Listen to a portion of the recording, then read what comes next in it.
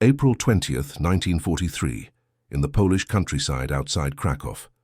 The evening air carried the scent of spring blossoms, yet for Private Franz Müller of the German Armed Forces, the sweetness only masked the bitter reality of his situation. As he stood guard at the perimeter of a relocation processing center, he believed the next 2 years would consist of nothing but monotonous duty until the conflict ended. What he could not possibly know was that within 24 hours, his entire understanding of duty, humanity, and courage would be transformed forever. Before we dive into this story, drop a quick hi in the comments and tell me where you're watching from. It really helps support the channel. This is the remarkable account of how a seemingly insignificant moment of cruelty became the catalyst for an extraordinary journey of compassion that would ultimately save not just one life, but many, and reveal how the smallest choices made during history's darkest hours could illuminate the very best of humanity.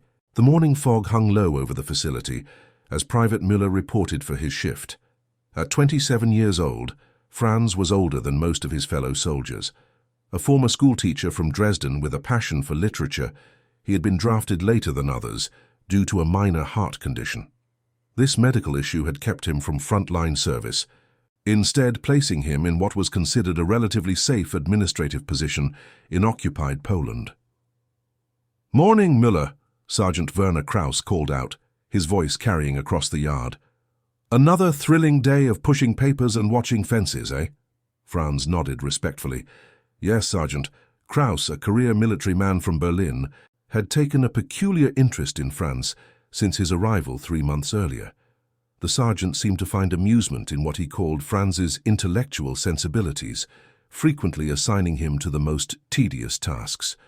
"You know what your problem is, Müller," Kraus said, falling into step beside him. "You think too much. In times like these, thinking is dangerous." "I simply follow orders, Sergeant," Franz replied carefully. Kraus laughed. "Of course you do, we all do. But some of us understand the bigger picture. This is not just a conflict, this is the reshaping of the world." Franz remained silent. He had learned that silence was often the safest response. The processing center where they worked was a transitional facility where Jewish citizens were temporarily held before being transported to larger facilities further east. Franz's duties were primarily administrative, checking papers, maintaining records, and occasionally standing guard duty. He had deliberately kept himself emotionally detached from the operation, focusing narrowly on his specific tasks rather than contemplating their implications. Colonel Heinrich Brenner oversaw the facility with ruthless efficiency. A tall, thin man with prematurely grey hair and piercing blue eyes, Brenner ran the center with mathematical precision. Each transport was meticulously scheduled, each document precisely filed. "The machinery of order must function without interruption," Brenner often declared during staff briefings. "Each of us is merely a gear in that machine." That afternoon, Franz was assigned to process a new group that had arrived from a nearby town. The procedure was routine: check their papers, record their names and details, assign them temporary quarters. Franz performed these tasks mechanically, avoiding eye contact whenever possible. It was easier that way. Among the new arrivals was David Abramovich, a watchmaker who clutched his leather case of tools with white knuckles. Next to him stood his wife, Sarah, whose quiet dignity impressed Franz, and their daughter, Eliza, who appeared to be about 8 years old. Despite the circumstances, the child maintained an attentive curiosity about her surroundings. "Name?" Franz asked, following protocol. "David Abramovich," the man answered, his voice steady despite his obvious fear. "This is my wife, Sarah, and our daughter, Eliza." Franz recorded the information, then hesitated before asking the next standard question. "Profession?" I was a watchmaker in Tarnów. "One of the best in the region," David added, a hint of pride breaking through his caution. Franz nodded and continued with the processing. When he reached the section regarding valuable possessions, David reluctantly mentioned his tools. "I can repair any timepiece," he said quietly. "German, Swiss, it makes no difference. The mechanics of time are universal." Something in the man's words caused Franz to look up and truly see the family before him for the first time. The watchmaker stood tall despite his circumstances, His wife's hand rested protectively on her daughter's shoulder, and the child, Eliza, was staring directly at Franz with eyes that seemed to contain wisdom far beyond her years. Franz quickly looked away and completed the paperwork. "Proceed to Building 3, he said, stamping their documents. "You will receive further instructions there." As the family moved away, Eliza turned back momentarily, her gaze lingering on Franz. He felt an uncomfortable tightness in his chest that had nothing to do with his heart condition. That evening, Franz joined several other soldiers in the officers' mess for dinner. The atmosphere was unusually boisterous. Sergeant Kraus had received word of his promotion and was celebrating with a generous supply of schnapps.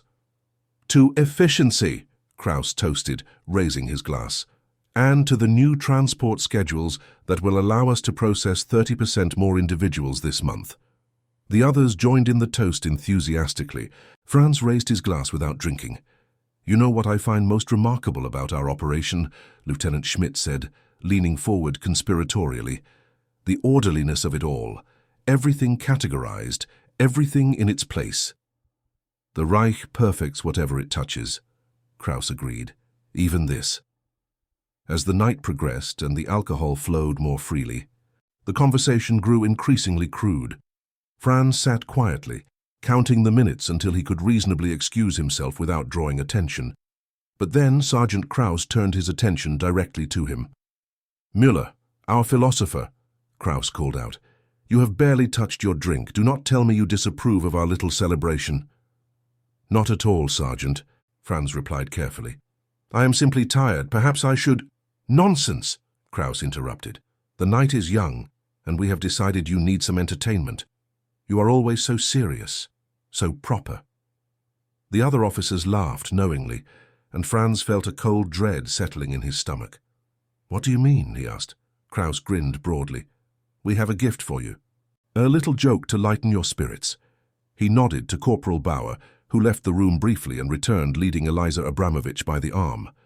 The child looked terrified, her eyes darting around the room until they found Franz. When she saw him, something like recognition flickered across her face. This little one was causing trouble in the women's quarters. Kraus lied smoothly. "Stealing food," they said. "So we decided she needed special supervision tonight." Franz stared in disbelief as Kraus continued. "And who better to provide that supervision than our own Private Müller? You like children, do you not? You were a teacher, after all." The other officers were watching closely, some amused, some simply curious to see how Franz would react. He realized with sudden clarity that this was a test, not of his loyalty to the Reich, but of his willingness to participate in casual cruelty. "The child should be returned to her parents," Franz said carefully. Kraus's smile faded slightly. "The child goes where she is told to go, and tonight she is assigned to you." He leaned forward. "Consider it a gift, a joke among comrades." Franz looked at Eliza again. She was trembling slightly, but her gaze remained steady. In that moment he made a decision that would alter the course of many lives, including his own. "Very well," he said, rising from his seat. "I will take responsibility for her until morning." Kraus seemed slightly disappointed by Franz's calm acceptance, but nodded his approval. "See? Our scholar can be practical after all." Franz walked over to Eliza and gently placed a hand on her shoulder. "Come with me," he said, his voice neutral. As they left the mess hall, Franz could hear the laughter and crude jokes following them out. He led Eliza to his private quarters, a small room in the officers' building that was one of the few privileges of his administrative position. Once inside with the door closed, Franz knelt down to Eliza's level. "You are safe here," he said softly. "No one will harm you." The child regarded him warily. "Are you going to take me back to my mother and father?" Franz hesitated. "Not tonight. It would be too dangerous. But I promise you will see them again." Eliza's eyes filled with tears, but she nodded bravely. Franz was struck by her composure in the face of such uncertainty. "My name is Franz," he said, "and you are Eliza Abramovich, the watchmaker's daughter." "You remembered," she said, sounding surprised. "I remember everyone who comes through my checkpoint," Franz replied, though this was not entirely true. He had remembered this family specifically, though he could not have explained why. Franz arranged a makeshift bed for Eliza using spare blankets, then sat at his small desk thinking furiously. What Kraus and the others had intended as a cruel joke had inadvertently given him an opportunity, but for what? The child could not simply be returned to the processing center as if nothing had happened. Questions would be asked, suspicions would arise. And yet, for the first time since his arrival at the facility, Franz found himself unable to simply follow procedure and look the other way. The abstract numbers on his forms had suddenly taken human form in this small, brave child. "Are you really a soldier?" Eliza asked suddenly from her blanket nest. Franz looked over at her. "Yes, though not a very good one, perhaps." "My father says there are no good soldiers," Eliza replied. "Only good people who sometimes have to be soldiers." Franz smiled despite himself. "Your father sounds wise." "He makes the broken watches work again," Eliza said proudly. "He can fix anything." As Eliza eventually drifted off to sleep, Franz made a decision that went against everything he had been taught about duty and loyalty. He would help this family escape. The realization should have terrified him, but instead he felt calmer than he had in months. The next morning, Franz woke Eliza early. "Listen carefully," he told her. "I am going to take you back to your parents, but we must be very careful. You must do exactly as I say." Eliza nodded solemnly. "I promise." Franz had formulated a plan during the sleepless night. It was risky and depended on precise timing, but it was the only option he could see. He dressed in his uniform and instructed Eliza to walk slightly behind him, head down, as if she were being escorted back to her quarters. As they left his room, they encountered Lieutenant Schmidt in the hallway. "Ah, Müller," Schmidt said with a knowing smile. "Returning your special assignment, I see." Franz nodded stiffly. "Sergeant Kraus's orders. The child is to be returned to the women's quarters." Schmidt glanced at Eliza, who kept her eyes downcast as instructed. "Did you enjoy your evening of babysitting?" "I did my duty," Franz replied neutrally. This seemed to satisfy Schmidt, who chuckled and continued on his way. Franz let out a breath he hadn't realized he was holding and continued toward Building 3, where the Abramovich family had been assigned. Crossing the yard, they passed several guard posts. Franz acknowledged each guard with a confident nod, projecting an air of routine duty. Inside Building 3, he located the section where David and Sarah Abramovich were quartered. When Sarah saw her daughter, she rushed forward with a cry of relief. "Eliza! Oh, my darling!" Franz quickly raised a hand to silence her. "Please, keep your voice down," he whispered. "I need to speak with you and your husband immediately." David stepped forward, placing himself protectively between Franz and his family. "What is happening? Why was our daughter taken?" Franz explained briefly about the joke and how it had unexpectedly created an opportunity. "There is a supply truck scheduled to leave the facility at 1100 hours, he said in a low voice. "The driver, Karl Meyer, is a decent man who minds his own business. I can arrange for you to be hidden among the supplies." Sarah's eyes widened in disbelief. "Why would you help us?" Franz looked at Eliza, who was now safely embraced by her mother. "Because some jokes are not funny," he said simply. David studied Franz's face intently. "If you are discovered, you will be considered a traitor." "Yes," Franz acknowledged, "and you are willing to take this risk for strangers, for Jews." Franz thought for a moment. "For humans," he corrected quietly. The escape would require precise coordination. Franz had regularly scheduled duties that gave him access to the supply area, and he had already volunteered for the inventory check that would happen just before the truck's departure. This would give him approximately 7 minutes alone with the vehicle. "Bring only what you can carry inconspicuously," he instructed the family. "Meet me behind kitchen building at 10:45 exactly. Wear your coats despite the warm weather. It will help disguise your appearance from a distance." As Franz turned to leave, David caught his arm. "Wait, take this." He pressed something into Franz's hand. It was a pocket watch, intricately designed with a silver case. "I cannot accept," Franz began. "It is not payment," David interrupted. "It is a reminder. Time passes, but our actions remain." He pointed to an inscription on the inside of the case. It read, "To make time meaningful, is the greatest art. Franz closed his hand around the watch and nodded. 10:45. Do not be late. The hours that followed were an exercise in self-control for Franz. He performed his regular duties with methodical precision, checking papers, filing reports, all while acutely aware of the increasing risk with each passing minute. His heart condition, usually a minor inconvenience, now manifested as an uncomfortable pressure in his chest, a physical reminder of his anxiety. At precisely 10:15, Franz reported to Colonel Brenner's office for his daily briefing. This was a routine meeting where administrative matters were discussed, and it typically lasted about 20 minutes.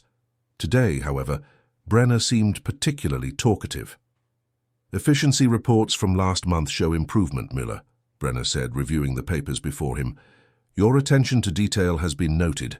"Thank you, Colonel," Franz replied, fighting to keep his voice steady. "However, I have concerns about the new transport schedule," Brenner continued. "The increased volume will require additional personnel for processing. I am considering reassigning you to oversee the intake procedures directly." Franz felt a chill run through him. Such a reassignment would make his planned actions impossible. "With respect, Colonel, I believe my current position allows me to contribute most effectively." Brenner raised an eyebrow. "Is that so? Well, we shall discuss this further tomorrow. For now, continue with your regular duties." Franz glanced at the clock on Brenner's wall. 10:35, 10 minutes behind schedule. He would need to move quickly. "Will that be all, Colonel?" he asked, trying not to sound eager to leave. "One more thing," Brenner said, fixing Franz with a penetrating stare. "Sergeant Kraus mentioned some entertainment was provided for you last night. A child, I believe?" Franz's mouth went dry. "A misunderstanding, Colonel. The child was returned to the women's quarters this morning." "I see," Brenner said slowly. "Kraus has unusual ideas about humor. Nevertheless, discipline must be maintained, even in such matters." "Of course, Colonel. That will be all, Müller." Franz saluted and left the office, his heart pounding. As soon as he was out of sight, he quickened his pace, moving swiftly toward the kitchen building. He arrived at 10:48, 3 minutes late. To his relief, the Abramovich family was waiting, huddled together in the shadow of the building. "I was beginning to think you had changed your mind," David whispered, as Franz approached. "Never," Franz assured him. "We must hurry now. The truck leaves in 12 minutes. Franz led them along a route he had carefully planned to avoid the main guard posts. They moved quickly but calmly, as running would attract attention.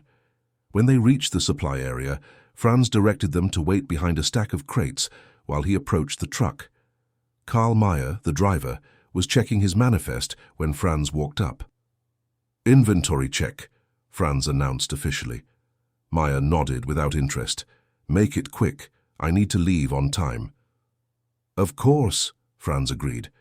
He made a show of examining the crates already loaded, while casually asking, "Are you going all the way to Warsaw today?" "Krakow first, then Warsaw tomorrow," Meyer replied. This was better than Franz had hoped. Krakow was closer, and the family would have a better chance of finding help there. "The manifest looks in order," he said. "I just need to check the items in the back." Meyer waved him on and returned to his cigarette. Franz quickly moved to the rear of the truck and opened the canvas flap. "Now," he whispered urgently. The Abramovich family hurried from their hiding place and climbed into the truck. Franz directed them to a space he had created between several large crates of supplies. "Stay absolutely silent until you are well away from here," he instructed. "When the truck stops in Krakow, wait until dark before trying to leave. There is a church in the old town, St. Mary's Basilica. The priest there, Father Nowak, has been known to help people in your situation." Sarah took his hand. "How can we ever repay you?" Franz shook his head. "Live. That is repayment enough." Little Eliza suddenly threw her arms around Franz's waist in a fierce hug. "Thank you," she whispered. Surprised by the gesture, Franz awkwardly patted her head. "Be brave," he told her, "like you were last night." Franz closed the canvas flap and returned to the front of the truck. "All in order," he reported to Meyer. As the truck drove away a few minutes later, Franz felt a curious mixture of terror and peace. What he had done could not be undone. If discovered, the consequences would be severe. And yet, for the first time since the conflict began, he felt he had acted in accordance with his true beliefs rather than external orders. That afternoon, Franz continued his duties as if nothing had changed. He completed his reports, attended a staff meeting, and even joined a brief conversation with several other officers about the increasing difficulty of obtaining good coffee. No one seemed to notice anything unusual about his behavior. By evening, however, the atmosphere in the facility had changed dramatically. The escape had been discovered during the afternoon roll call, and Colonel Brenner had ordered an immediate investigation. All personnel were questioned, records were examined, and the facility was placed on high alert. Franz was summoned to Brenner's office at 1900 hours. The colonel's usual composure had given way to cold fury. 3 persons missing, Brenner stated without preamble. A family from Building 3, the same building where you process new arrivals. Franz maintained a neutral expression. Yes, Colonel, I recall them, the watchmaker and his family. And you noticed nothing unusual during your rounds today? Brenner demanded.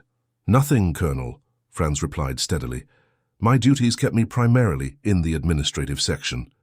Brenner tapped his fingers on the desk thoughtfully. Sergeant Kraus mentioned that the child from this family was temporarily placed in your quarters last night. An inappropriate prank, to be sure, but it creates an unfortunate connection. Franz felt his heart rate accelerate, but kept his voice level. The child was returned to her parents this morning, as ordered. I had no further interaction with the family. I see, Brenner said slowly. Well, Private Miller, I hope for your sake that is the complete truth, because if I discover otherwise, the consequences will be most severe. I understand, Colonel. You are dismissed, but consider yourself restricted to the facility until this matter is resolved. Franz saluted and left, aware that he was now under suspicion. The question was not if he would be discovered, but when. He returned to his quarters and sat heavily on his bed, taking David's pocket watch from his pocket. He opened it and ran his thumb over the inscription. To make time meaningful is the greatest art. Time was indeed running out for Franz Müller. He knew that eventually someone would remember seeing him near the supply truck, or Meyer would recall the inventory check, or some other detail would betray him. The machinery of the system he had served was too thorough to miss such connections for long. And yet, as he sat alone in his small room, Franz felt no regret. 3 lives saved. One of them a child with wise eyes who might now have a future. It seemed a fair exchange for whatever punishment awaited him. The next morning brought a new development. Karl Meyer had returned from Krakow and reported that his truck had been searched upon arrival by local security forces responding to an alert about missing persons. Nothing had been found, but the search had delayed his deliveries. Franz listened to this news with careful neutrality during the morning briefing, while inwardly offering a prayer of thanks that the family had managed to escape detection in Krakow. Perhaps they had already found their way to Father Nowak and the relative safety of the church network. 3 days passed, with the investigation continuing. Security was tightened throughout the facility, and a new system of double checks was implemented for all personnel movements. Franz continued his duties under increasingly watchful eyes, knowing that his time was growing shorter with each passing hour. On the 4th day after the escape, Franz was called to Colonel Brenner's office again. This time, Sergeant Kraus was already there, along with 2 military security officers Franz did not recognize. Private Müller, Brenner said coldly, new information has come to light regarding the disappearance of the Jewish family from Building 3. Franz stood at attention, saying nothing. Driver Meyer has recalled that you performed an unscheduled inventory check on his truck shortly before departure, Brenner continued. Furthermore, one of the kitchen staff reports seeing you in the vicinity of Building 3 at approximately 10:45 that morning, despite your duties being scheduled elsewhere. Franz remained silent, knowing that denial would be pointless. Do you have anything to say in your defense? Brenner asked. Franz thought of Eliza's brave face, of Sarah's grateful eyes, of David's quiet dignity. He thought of the pocket watch in his pocket and its inscription about making time meaningful. I did what I believed was right, Franz said simply. Brenner's expression hardened. Then you admit to aiding in their escape? I do. Sergeant Kraus stepped forward, his face flushed with anger. You betrayed everything. For what? For Jews? Franz turned to look at Kraus directly. For humans, he corrected, echoing his words to David. For a family, for a child you used as a joke. You will be court-martialed for treason, Brenner stated flatly. The penalty for such actions during wartime is severe. I understand, Franz replied. The security officers moved forward to take Franz into custody. As they escorted him from the room, Brenner called after him. Why, Müller? You had a comfortable position here. Why throw everything away? Franz paused at the doorway and turned back. Because some positions become uncomfortable once you truly see what you are doing. Franz was transported to a military detention facility in Warsaw to await his court-martial. The proceedings were brief and the outcome predetermined. Found guilty of treason and aiding enemies of the state, Private Franz Müller was sentenced to imprisonment in a labor camp for the duration of the conflict. Before being transported to the camp, Franz was permitted to write one letter. He chose to write not to his family in Dresden, but to a fictional cousin in Krakow, a message he hoped might eventually find its way to Father Nowak at St. Mary's Basilica. Dear cousin, he wrote, I hope this letter finds you well and that the timepiece I sent recently arrived in good condition. Though I cannot join you as planned, I take comfort in knowing that treasured family heirloom is in caring hands. The artisan who created it was truly skilled, and his work deserves to be preserved for future generations. Perhaps someday, when these difficult times have passed, I will see it again. Until then, know that I regret nothing. Your cousin, Franz. The letter was censored, of course, but the military censor, finding nothing overtly suspicious in a message about a family heirloom, allowed it to be sent. Whether it ever reached its intended destination, Franz would not know. The labor camp was as harsh as expected. Located near the Eastern Front, it housed military prisoners alongside civilian detainees. The work was grueling, the conditions brutal, and survival far from guaranteed. Yet Franz approached each day with a quiet determination, finding small ways to maintain his humanity amid the dehumanizing environment. He became known among the other prisoners for his willingness to share his meager rations with the weakest, for telling stories from memory during the brief rest periods, and for his ability to recite poetry that transported listeners temporarily beyond the barbed wire. How do you not despair? Asked Joseph, a Polish resistance fighter who shared Franz's work detail. Franz considered the question seriously. I made one truly meaningful choice, he finally answered. Whatever happens now, nothing can take that away. In April 1945, as the conflict neared its end, the camp was evacuated in advance of approaching Allied forces. The prisoners, now mere shadows of their former selves, were forced to march westward. Many did not survive the journey.